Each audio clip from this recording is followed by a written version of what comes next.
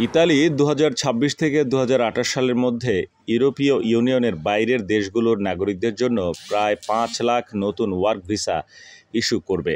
শ্রমিক সংকট মোকাবেলায় বৈধ অভিবাসনের পথ উন্মুক্ত করতে দেশটি এই সিদ্ধান্ত নিয়েছে বলে সোমবার এক বিবৃতিতে জানিয়েছে দেশটির মন্ত্রিসভা।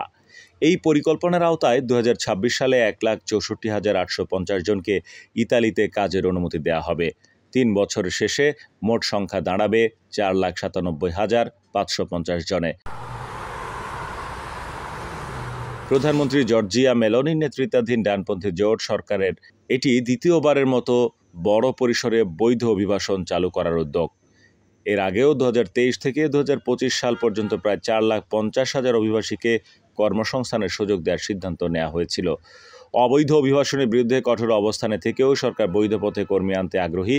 এজন্য দ্রুত পুনর্বাসন প্রক্রিয়া, সাগরে মানবিক উদ্ধার কার্য সীমিতকরণ এবং নিয়ন্ত্রিত অভিবাসনের উপর জোর দেওয়া হচ্ছে।